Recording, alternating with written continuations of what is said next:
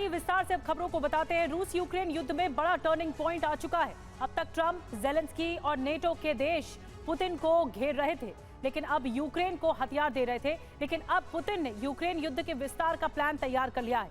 Putin ने Europe पर target lock कर दिया है। अब से कुछ देर पहले पुतिन के करीबी और रूस के पूर्व राष्ट्रपति मेदवेदेव ने भी पश्चिम के खिलाफ एक बड़ा ऐलान किया है। क्या है ये ऐलान जिसने पूरी दुनिया को डरा दिया, आगे आपको दिखाएंगे। उधर यूरोप को लेकर भी क्रेमलिन की तरफ से चेतावनी जारी की गई है। ऐसा पहली बार हुआ है जब से ट्रंप ने युद्ध को लेकर अपनी नीति बदली है।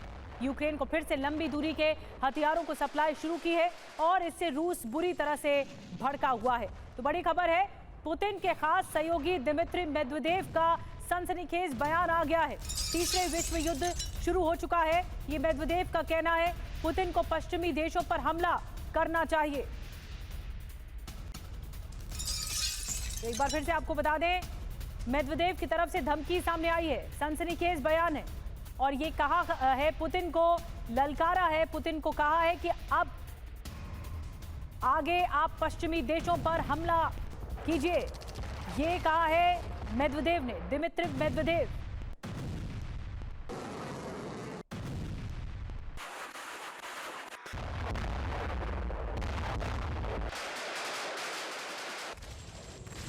तो दिमित्री मेदवेदेव की ओर से तीसरा विश्व युद्ध शुरू हो चुका है, ये कहा गया। आपको बताते हैं क्या कुछ कहा है मेदवेदेव ने। आज जो हो रहा है वो एक छद्म युद्ध है। वास्तविक में आज का युद्ध बड़े पैमाने का युद्ध है। नेटो, पश्चिमी देश पहले से रूस के साथ युद्ध में है। दुनिया में तीसरा विश्व युद्ध शुरू हो चुका है। पुतिन को पश्चिमी देशों पर हमला करना चाहिए। यूरोप, यूएस ने रूस को खत्म करने की कोशिश की। रूस को पश्चिम पर बमबारी के बारे में सोचना चाहिए। पश्चिमी देशों पर पहले ही आक्रमण करने की जरूरत है। अब देखिए, क्रेमलिन ये कह रहा है कि हमले की तैयारी की जा रही है। अब एक अखबार की ओर से यह हवाला दिया गया है कि क्रेमलिन पूरी तैयारी कर रहा है। तो क्या यूरोप पर हमला किया जा सकता है क्रेमलिन की ओर से, या यूएस पर लगातार तनातनी सामने आ सकती है?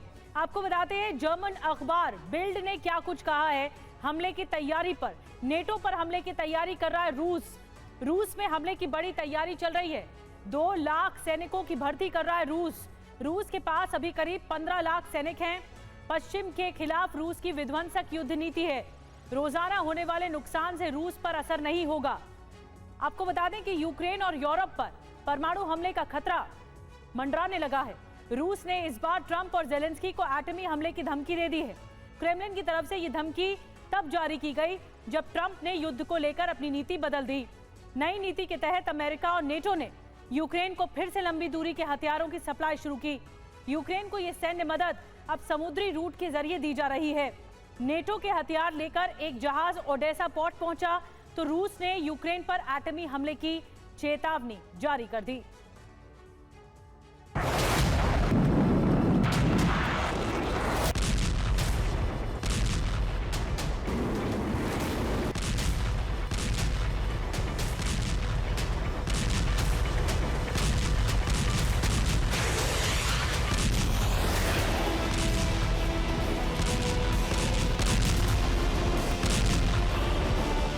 यूक्रेन के अस्तित्व पर खतरा मंडराने लगा है। यूक्रेन युद्ध किसी भी वक्त एटमी जंग में बदल सकता है। रूसी सेना यूक्रेन के साथ साथ यूरोप में परमाणु हमला कर सकती है। एटमी हमले का खतरा तब बढ़ा जब अमेरिका ने यूक्रेन को फिर से हथियारों की सप्लाई शुरू कर दी। इससे भड़के रूस ने एटमी हमले की धमकी जारी कर दी है।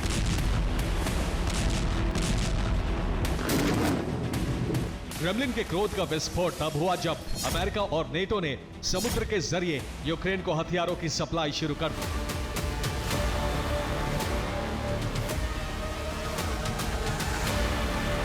इससे पहले अमेरिका और नेटो पोलैंड के जरिए यूक्रेन को हथियारों की सप्लाई करते थे, लेकिन अब हथियारों की सप्लाई का रूट बदल दिया है।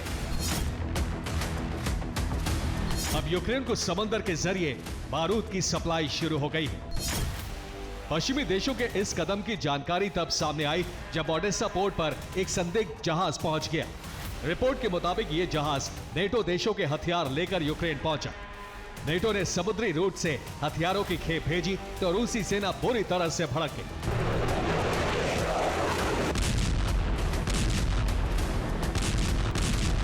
अब रूसी सेना ओडेसा पोर्ट पर मौजूद नेटो के हथियारों को तबाह करने में जुट गई है।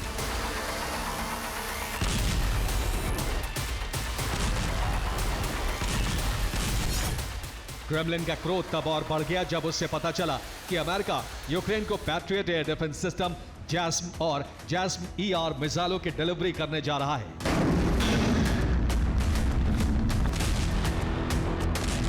यूक्रेन की बारूदी सप्लाई बहाल हुई तो रूस में एटमी हमले की मांग जोर पकड़ने लगी। क्रेमलिन के प्रवक्ता दिमित्री पेस्कोव ने धमकी देते हुए कहा कि अमेरिका रूस को एटमी हमला करने पर मजबूर कर रहा है। वहीं रूसी पत्रकार व्लादिमीर सोलोव्योव ने अपने कार्यक्रम में कहा कि अब यूक्रेन पर एटमी हमले का समय आ गया है।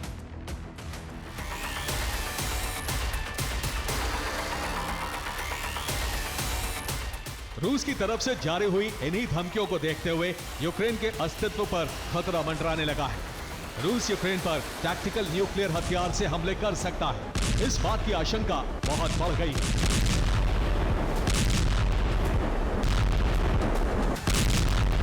एक तरफ एटमी हमले की धमकी दी तो दूसरी तरफ रूस ने यूक्रेन में हमले तेज कर दिए।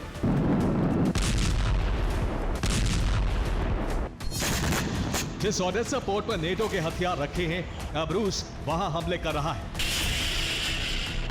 रूसी सेना ओडेसा पोर्ट पर रखे गए नेटो के हथियारों को जलाना चाहती है।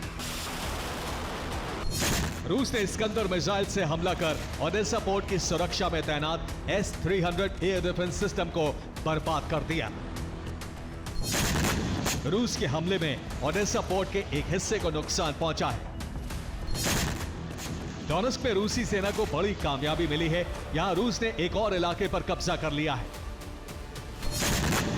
वहीं नेप्रोपेट्रोवस्क में पुतिन सेना को बड़ी बढ़त हासिल हो गई है। खार्किव में भी रूसी सेना ने भीषण हमला करते हुए बड़े भूभाग को अपने कंट्रोल में ले लिया है।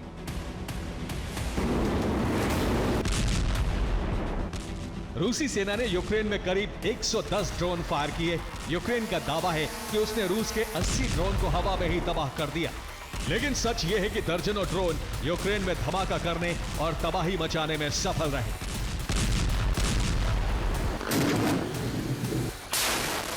और एक और बड़ी खबर इस बीच मिल रही है। रूस की फौज के खिलाफ बड़ी साजिश का पर्दाफाश हुआ है। जंग के लिए जा रहे फौजियों को जहर देने का आरोप है। पानी में जहर दिए जाने पर पुतिन की फौज में हड़कंप मचा हुआ है। जहर से 4 सैनिकों की मौत भी हो गई है, कई फौजी घायल भी हुए हैं।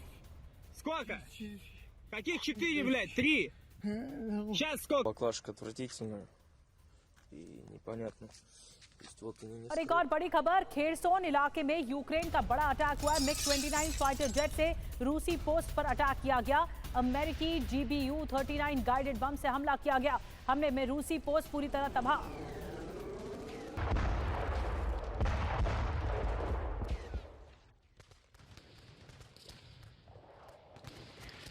एक और बड़ी खबर, सूमी में यूक्रेनी फोर्स पर बड़ा हमला हुआ है। गेरान ड्रोन से यूक्रेनी ट्रेनिंग कैंप पर अटैक हुआ है। हमले में यूक्रेनी सेना का कैंप तबाह हो गया।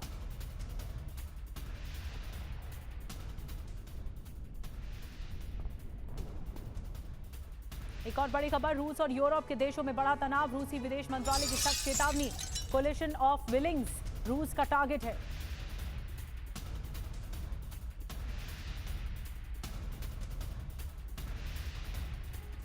अब रूस का मिलिट्री टारगेट है कोलिशन ऑफ विलिंग। मारिया ज़खारोवा की चेतावनी सामने आई है। कोलिशन ऑफ विलिंग की सेना रूस का लक्ष्य है। दूसरे देशों की सेनाओं की तैनाती मंजूर नहीं है, ये कहा गया। दूसरे देशों की सेनाओं को सैन्य हस्तक्षेप मानेगा रूस। कोलिशन ऑफ विलिंग क्या है? यूक्रेन को सैन्य मदद करने वाले देशों का एक गठबंधन है। सबसे पहले ब्रिटिश प्रधानमंत्री ने इस गठबंधन की बात की। गठबंधन का मुख्यालय पेरिस में बनाने की योजना है। बड़े जनरल की कमान में पेरिस में तैयारी चल रही है।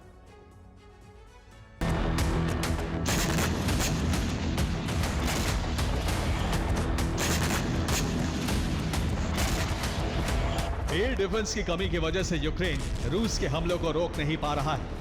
ऐसे में अब यूक्रेन बदला लेने के लिए रूसी धरती पर गोरिल्ला हमले कर रहा है।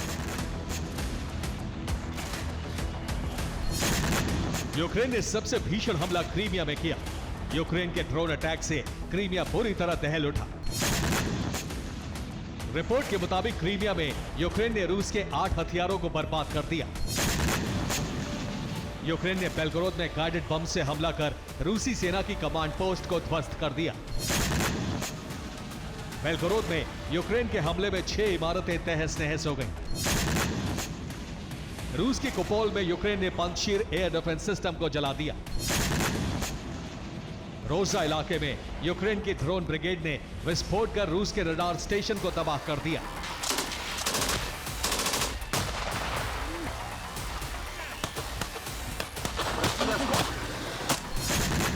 इतना ही नहीं, यूक्रेन ने मॉस्को, तुला, वोरोनिश और स्मोलेंस्क में भी दर्जनों ड्रोन फायर किए। इन चारों शहरों में आधी रात को कई धमाके हुए, करीब 16 इमारतें तबाह हो गईं, दर्जनों गाड़ियां भी जलकर खाक हो गईं।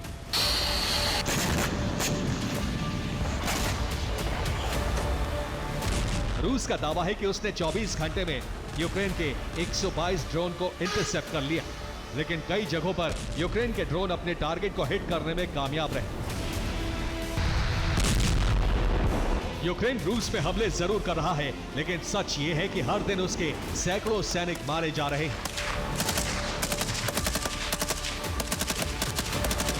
हालात ये है कि अब फ्रंट लाइन पर यूक्रेनी सैनिकों की कमी हो गई है। यही वजह है कि यूक्रेनी संसद ने सैन्य भर्ती को लेकर नया कानून बनाया है, जिसके तहत शारीरिक और मानसिक रूप से फिट 60 साल या उससे ज्यादा उम्र के लोग भी सेना में भर्ती हो सकते हैं। इस बीच ट्रंप के विशेष दूत केलॉग कीव पहुंचे हैं। वो जेलेंस्की और यूक्रेनी सैन्य अफसरों से मिल रहे हैं। माना जा रहा है कि केलॉग रूस पर हमले की नई रणनीति बना रहे हैं। केलॉग का यूक्रेन दौरा खत्म होते ही यूक्रेन का काउंटर अटैक शुरू हो सकता है। Bureau report, TV9 Bharatvarsh. और एक और बड़ी खबर, जर्मनी के टॉरस मिसाइल देने पर भड़का रूस। रूसी विदेश मंत्रालय की बड़ी चेतावनी, जर्मनी को जंग में शामिल मानेंगे रूस।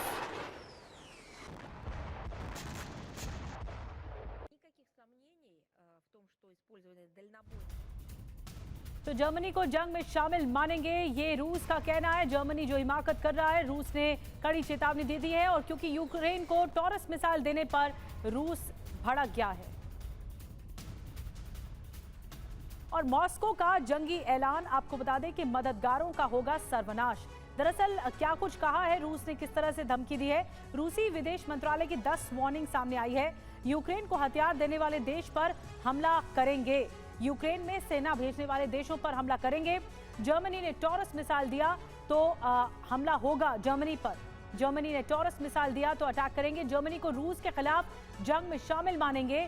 जिस देश ने मिसाइल दिया उसे भी शामिल मानेंगे। नेटो सैटेलाइट्स के बगैर मिसाइल अटैक संभव नहीं है। मिसाइल को मार देंगे तो दुश्मन देश का पता लगा लेंगे।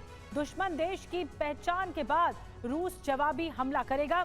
जंग और तेज हुई तो रूस का जवाब बेहद निर्णायक होगा। और 10वीं बड़ी बात, दुश्मन देशों के सैन्य ठिकानों को रूस टारगेट करेगा। एक और बड़ी खबर है, हथियार बनाने वाली कंपनियों से जेलेंस्की ने इस बीच अपील की है, नए हथियारों का प्रयोग रूस के खिलाफ करें। ये जेलेंस्की का कहना है। हथियारों के लिए हमारे बैटल ग्राउंड का इस्तेमाल करें, ये जेलेंस्की का कहना है। और अमेरिका के साथ एक और बड़ी खबर है, अमेरिका के साथ जो ड्रोन डील है करेगा यूक्रेन। अमेरिका में बने ड्रोन खरीदेगा यूक्रेन। जेलेंस्की ने ड्रोन डील की जानकारी दी है। तो अमेरिका लगातार मदद कर रहा है यूक्रेन की, और अब ड्रोन को लेकर भी बड़ी जानकारी।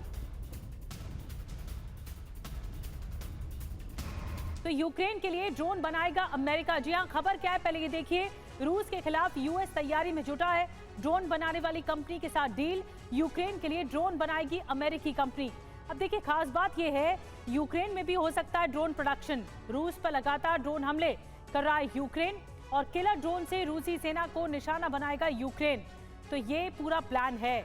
यूक्रेन युद्ध छिड़ने के बाद धरती के उत्तरी ध्रुव आर्कटिक में रूस अमेरिका के बीच संघर्ष पहले ही तेज हो चुका है। अमेरिका आर्कटिक क्षेत्र में रूस की ताकत के आगे बहुत कमजोर है। अब वर्चस्व की जंग धरती के दक्षिणी ध्रुव एंटार्क्टिका में छिड़ने वाली है, क्योंकि रूस की रिसर्च टीम ने दक्षिणी ध्रुव पर सबसे बड़ा ऑयल रिजर्व खोज लिया है। दावा है कि धरती का सबसे बड़ा तेल भंडार है। ट्रंप ने इस खोज को पता लगते ही आर्कटिक के साथ साथ एंटार्कटिक में अमेरिकी वर्चस्व बढ़ाने का ऐलान कर दिया है।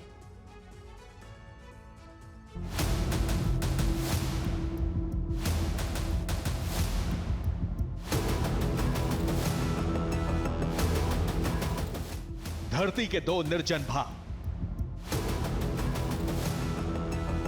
जहां जमा हुआ समंदर है और सैकड़ों मीटर मोटी बर्फ की परतें। उत्तरी ध्रुव और दक्षिणी ध्रुव, इन दोनों ही इलाकों में दुनिया भर के वैज्ञानिक रिसर्च करते रहे।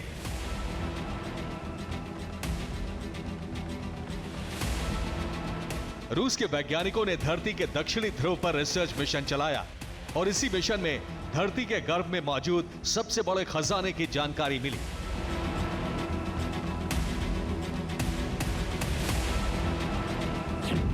रशिया जियोलॉजिकल सर्वे शिप ब्रिटिश एंटार्क्टिका क्षेत्र में रिसर्च कर रहा था। तभी यहां धरती के सबसे बड़े तेल भंडार की जानकारी मिली। बर्फ की मोटी चादर के नीचे वेडल सी रीजन में तेल का बड़ा भंडार है। यहां 511 बिलियन बैरल तेल भंडार का पता लगा है। रूस ने इसे वैज्ञानिक शोध के दौरान हुई घटना कहा है, लेकिन दावा है कि रूस चीन धरती पर नए तेल भंडारों का पता लगाने का सीक्रेट मिशन चला रहे हैं।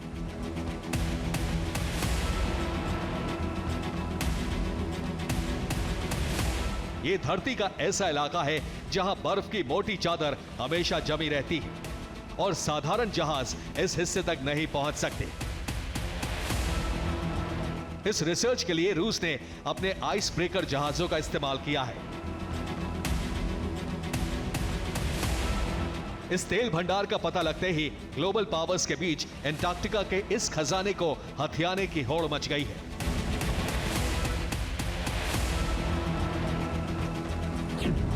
तेल भंडार का पता लगते ही अर्जेंटीना और चिली ने ब्रिटिश एंटार्क्टिका क्षेत्र के एक हिस्से पर अपना दावा ठोक दिया है। तेल भंडार का पता लगने से ग्लोबल एनर्जी संतुलन गड़बड़ा सकता है। इस तेल भंडार का पता लगने के बाद एंटार्क्टिका का सामरिक महत्व भी बढ़ गया है। जहां इतना बड़ा खजाना होगा, वहां अमेरिका का पहुंचना लाजमी है, लेकिन अमेरिका के सामने मजबूरी है कि उसके पास आइस ब्रेकर जहाज की बड़ी फ्लीट नहीं है। रूस के पास 40 आइस ब्रेकर जहाजों का बेड़ा है। अमेरिका के पास केवल 2 ही आइस ब्रेकर हैं। अब अमेरिकी राष्ट्रपति ने 48 नए आइस ब्रेकर जहाज बनाने का आदेश दे दिया है।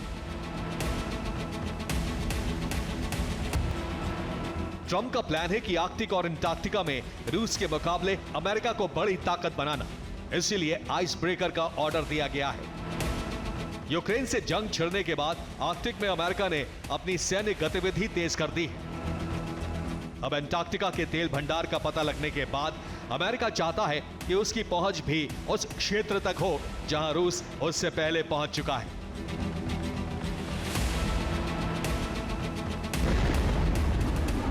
आर्कटिक के मुहाने पर यूक्रेन और रूस की जंग जारी है।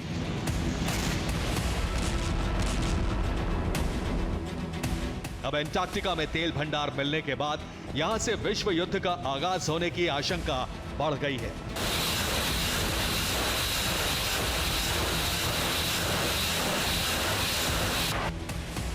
Bureau report, TV9 Bharatvarsh. तो सीरिया में इजरायल की धुआंधार एयर स्ट्राइक जारी है। सीरियाई एयरफोर्स ने लगातार तीसरे दिन राजधानी दमिश्क पर बड़ा अटैक किया। इस हमले के बाद से सीरिया में कोहराम मचा हुआ है। इस सब के बीच सीरिया के राष्ट्रपति अल शरा को लेकर बड़ी खबर है। खबर ये कि आखिर अल शरा कहां है, वो सीरिया में हैं या सीरिया छोड़कर जा चुके हैं। उधर ईरान को लेकर तनाव कम होने का नाम नहीं ले रहा है। ईरान के सुप्रीम लीडर खमनई ने फिर अमेरिका और इजरायल को बड़ी धमकी दी है। खमनई ने साफ साफ कहा है कि अगर ईरान पर हमला हुआ तो पहले से ज्यादा धमाकेदार जवाब मिलेगा। तो क्या अमेरिका और इजरायल फिर से ईरान पर हमला करने वाले हैं या खमनई को तख्ता पलट का भय सता रहा है? तो इसी और बड़ी खबर है सीरिया को लेकर नेतन्याहू का बड़ा बयान। सीरिया सरकार ड्रूज में नरसंहार कर रही है। साउथ सीरिया में हमारा एक्शन जारी रहेगा, ये नेतन्याहू की तरफ से कहा गया। ड्रूज समुदाय को नुकसान पहुंचाने की इजाजत नहीं है।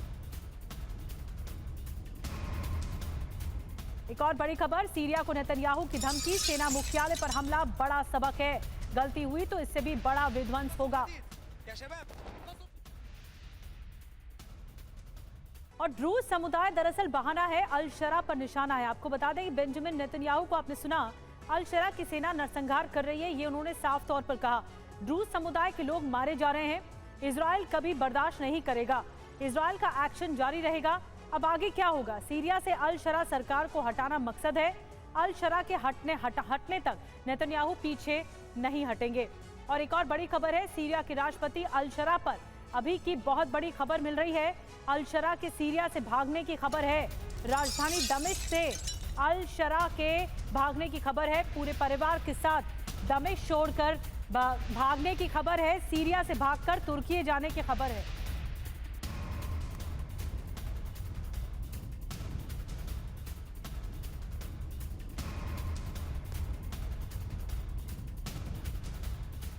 तो कहां है राष्ट्रपति अल शरा? इजरायली हमले के बाद सीरिया से भागने की खबर है, पूरे परिवार के साथ राजधानी दमिश्क छोड़ने की खबर है, दमिश्क से भागकर तुर्की में शरण लेने की खबर है। रात करीब 1 बजे दमिश्क एयरपोर्ट से उड़ान भरी, तुर्की के इस्तांबुल में एयरक्राफ्ट की लैंडिंग की खबर। राष्ट्रपति निवास के पास कल आईडीएफ ने की थी भीषण बमबारी। और सीरिया जंग की इनसाइड स्टोरी यही है कि इसका प्रायोजक इजराइल है। सीरिया में जो कुछ हो रहा है वो इजराइल की लिखी स्क्रिप्ट है। विद्रोह से उभरे सीरिया को कुछ ही महीने हुए हैं, लेकिन एक बार फिर हालात उसी तरफ मुड़ने लगे हैं। इस बार जंग फ्री सीरिया के लिए नहीं छेड़ी गई है। इजराइल का प्लान है सीरिया के जनजातीय समुदायों का इस्तेमाल करके उसके अलग अलग टुकड़े बना देना। इजराइल चाहता है कि फ्री सीरिया की अवधारणा को ही खत्म कर दिया जाए। इजराइल इस प्लान को कैसे लागू कर रहा है, कौन कौन से जनजातीय समुदाय इसका हिस्सा हैं और नेतन्याहू सीरिया के टुकड़े करना क्यों चाहते हैं, इस रिपोर्ट में देखिए।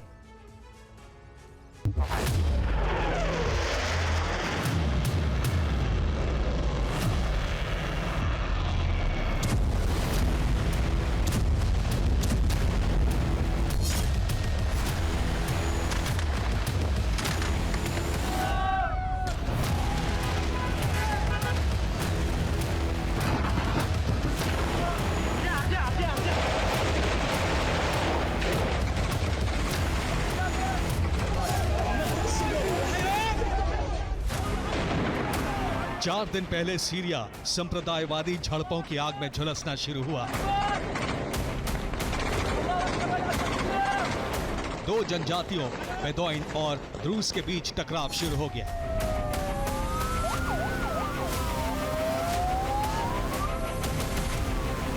इसके बाद इस जंग में इजराइल शामिल हो गया। 15 जुलाई को इजराइल ने सीरिया की राजधानी दमिश्क से लेकर सुवेदा तक भीषण हमले किए। इजराइल ने द्रूज जनजाति के पक्ष में सीरियाई सरकार के ठिकानों पर मिसाइलें बरसाईं। 13 से 17 जुलाई तक इस जंग का विस्तार होता गया।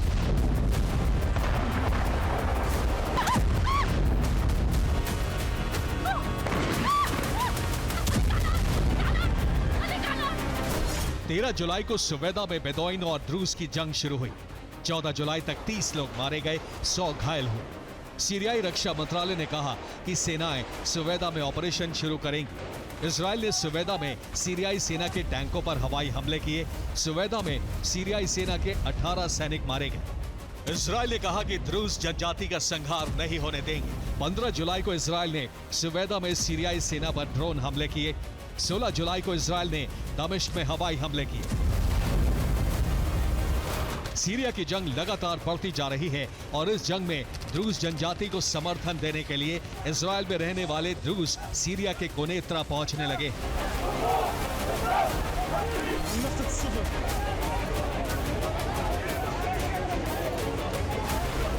इजराइल ने सीरिया में नया विद्रोह भड़काने के लिए एक ड्रग लॉर्ड का इस्तेमाल किया है।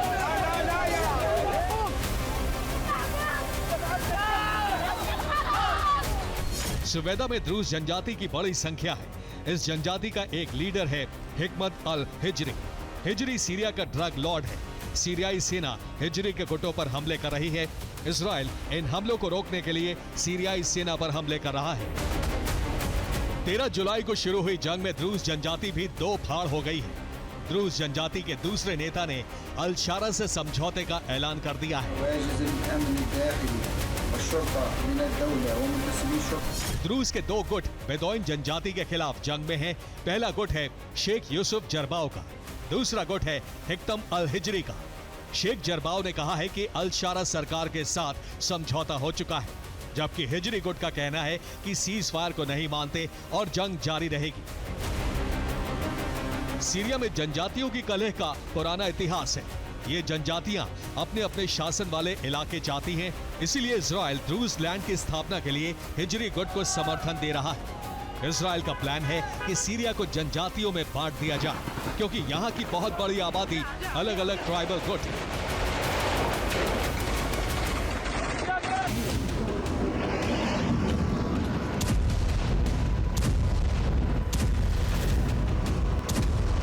अरब में अब तक देशों और संगठनों की जंग चल रही थी। इजराइल ईरान और हिज़्ब हमास और हूती जैसे संगठनों के खिलाफ जंग लड़ता रहा है।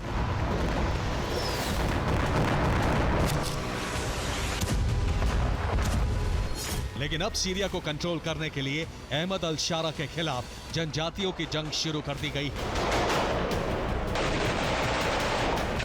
सीरिया के राष्ट्रपति जानते हैं कि इन जनजातियों का सामाजिक ढांचा क्या है, इसीलिए उन्होंने इसका इस्तेमाल करने का ऐलान किया है।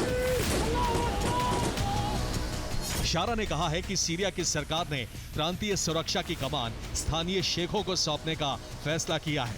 देश की सुरक्षा के लिए ये अहम है। सीरियाई सरकार जनजातीय विवादों का अंत चाहती है।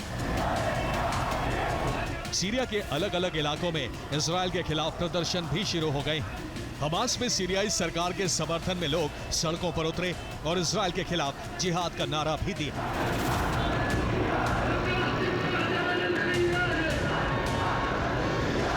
दूसरी तरफ द्रूज जनजाति के नेता इजरायली रक्षा मंत्रालय पहुंचे हैं और सीरिया पर हमलों की मांग की है। इजराइल के राष्ट्रपति हरजोग ने कहा है कि द्रूज जनजाति के खिलाफ हो रहे अत्याचारों पर इजराइल मौन नहीं रहेगा। तय है कि सीरिया पर इजराइल के हमले और तेज होंगे।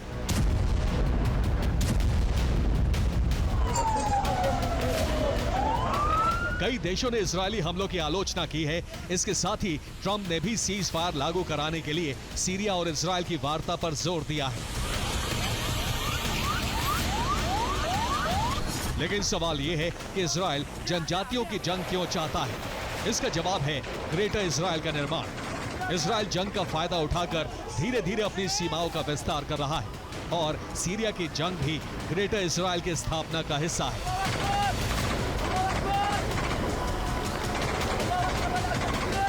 सीरियाई राष्ट्रपति अल शारा ने इजराइल और अमेरिका के लिए चेतावनी जारी कर दी है।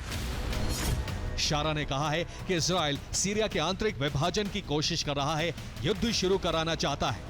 युद्ध शुरू करना आसान है, लेकिन इसके परिणामों पर नियंत्रण करना आसान नहीं है।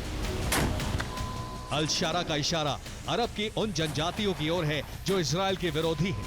अगर इजराइल ने सीरिया के आंतरिक विभाजन की जंग को आगे बढ़ाया तो अरब के इजराइल विरोधी कबीले तेल अवीव से जंग शुरू कर सकते हैं। Bureau report, TV9 Bharatvarsh. और अब हम आपको इजराइल और सीरिया के बॉर्डर से संवाददाता मनीष झा की रिपोर्ट दिखाने जा रहे हैं। ये वही गोलान हाइट्स का इलाका है जिसका जिक्र नेतन्याहू कर रहे हैं। सीरिया में इजरायली कार्रवाई के पीछे इन्हीं इलाकों में नई जमीन हथियाने का आरोप है। मैं इस वक्त इजराइल और सीरिया के बॉर्डर पर स्थित हूं, जहां पर इजराइल की सीमा खत्म होती है और सीरिया की सीमा शुरू होती है। आप सामने में इस फेंसिंग को देखिए, ये इजराइल की पहली फेंसिंग है। बीच में नो मैंस लैंड है और उसके बाद दूसरी फेंसिंग है, जिसके बाद इजराइल का इलाका खत्म हो जाता है और सीरिया का इलाका शुरू होता है। सामने में जो आप पहाड़ियाँ देख रहे हैं, ये सब गोलन हाइट्स की पहाड़ियाँ हैं और इसके साथ है वो माउंट हरमन, जिसकी गोद में ये जगह स्थित है, जिसका नाम है मजदल सेम्स। ये इजराइल का आखिरी गांव है और 1967 से पहले ये पूरा इलाका सीरिया का इलाका होता था। 6 दिनों के युद्ध के बाद इजराइल ने इसको जीता और अभी ये इजराइल की टेरिटरी है। ये जो गांव है, ये आखिरी गांव है इजराइल का। 20 साल पहले तक यहाँ पर जो लोग थे, जो गांव के रिश्तेदार दूसरी तरफ सीरिया में रहते थे, ये सब आपस में बात करने के लिए हर शुक्रवार को इस जगह पर खड़े हो जाते थे और फिर जो उनके रिश्तेदार पहाड़ियों में रहते थे, वो सब हर शुक्रवार को यहाँ पर आकर जुटते थे और फिर एक दूसरे से चिल्लाकर ये बात करते थे। और इसीलिए इस इलाके को शाउटिंग हिल्स के नाम से भी जाना जाता है। और सामने में जो आप देख रहे हैं, सामने में मुझे सीरिया के मिलिट्री पोस्ट, सीरिया के लोगों के घर, कम्युनिकेशन टावर, ये सब दिख रहा है। हम इसलिए यहाँ पर आए हैं क्योंकि आज की तारीख में इन पहाड़ियों में 5-5 मुल्क एक दूसरे से लड़ रहे हैं। लेकिन ये वो गांव है, आखिरी गांव, जो इजराइल का आज है, पहले सीरिया का था, और अभी भी बहुत से रिश्तेदार उस पार रहते हैं। और आज की तारीख में दोनों मुल्कों के बीच अदावत की वजह से वो एक दूसरे को विजिट नहीं कर पाते हैं। एक और बड़ी खबर, गाजा के बुरेज रेफ्यूजी कैंप में इजरायली अटैक हुआ है। इजरायली मिसाइल हमले में कैंप तबाह हो गया। 2 मिसाइलों से हमले में गाजा में भीषण तबाही मची।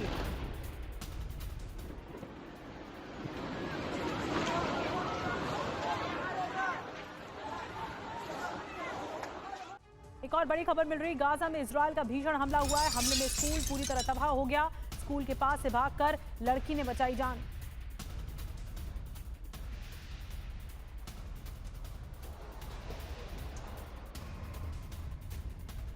और इस बीच हमास लड़ाकों पर पिन पॉइंट हमला हुआ है। हवाई हमले में मारा गया हमास का लड़ाका।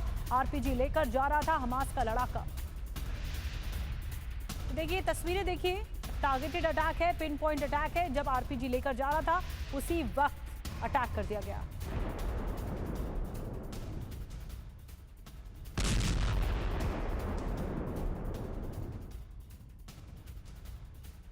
एक और बड़ी खबर, गाजा में इजरायल की बमबारी जारी है। बीती रात चर्च कैंपस में गिराया बम। हमले में 3 लोगों की मौत हो गई है, 10 घायल हुए हैं। चर्च में फिलिस्तीनी लोगों ने लिया था शरण।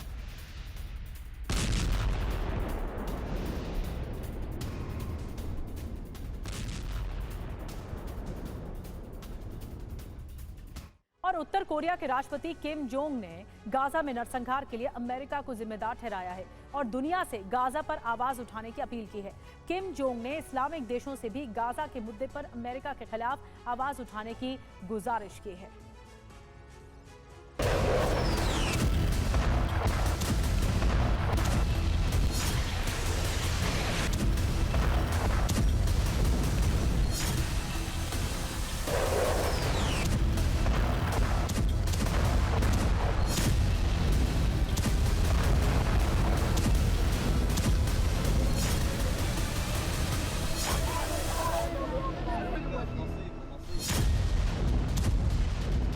गाजा के इन धमाकों ने किम जोंग को गुस्से से भर दिया है।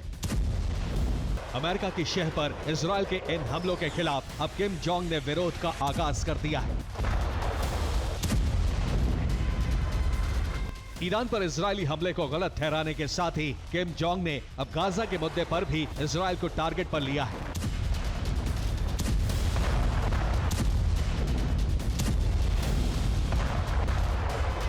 उत्तर कोरिया की तरफ से कहा गया है कि गाजा में नरसंहार को 1 साल से अधिक समय हो गया। इजरायल का रवैया अंतर्राष्ट्रीय समुदाय में नाराजगी पैदा कर रहा है। ये सब इसलिए हो रहा है क्योंकि दुनिया भगवान से भी अधिक अमेरिका से डर रही है।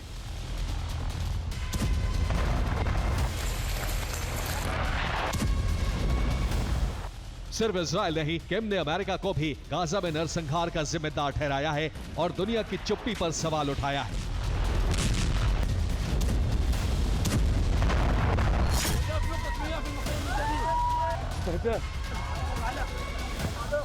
किम जोंग ने अमेरिका के डर का हवाला देकर पूरी दुनिया को गाजा के पक्ष में आने के लिए उकसाया है।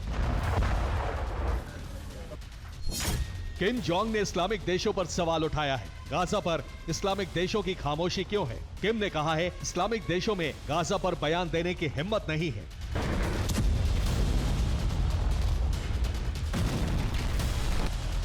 किम जोंग ने गाजा पर इस्लामिक देशों को भी एक करने की कोशिश की है।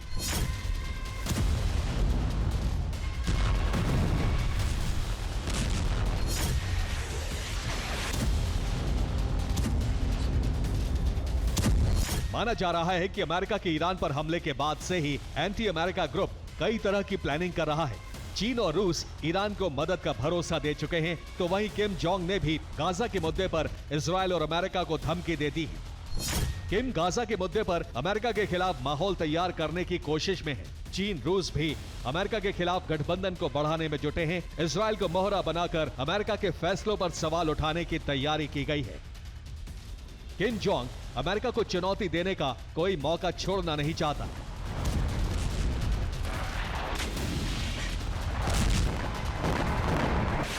सीरिया, लेबनान, गाजा और फिर ईरान पर हमले की वजह से मिडिल ईस्ट में चीन और रूस की पकड़ बेहद कमजोर हुई है।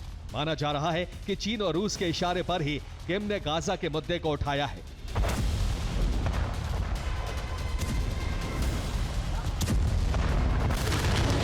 अब तक किम जोंग साउथ कोरिया और जापान तक मुद्दों पर ही सीमित रहता था, लेकिन अचानक गाजा में नरसंहार और मानवता का हवाला देकर नॉर्थ कोरिया ने नई कूटनीतिक जंग की शुरुआत कर दी है।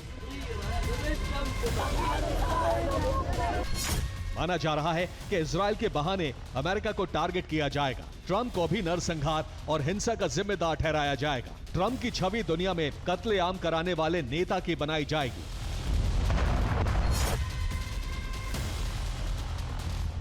पुतिन, जिनपिंग और किम तीनों मिलकर दुनिया में ट्रंप के खिलाफ खास मिशन की शुरुआत कर सकते हैं, ताकि अमेरिका पर दबाव बने और अमेरिका रूस और ईरान के खिलाफ बड़े फैसले ना ले सके। Bureau report, TV9, Bharatvarsh.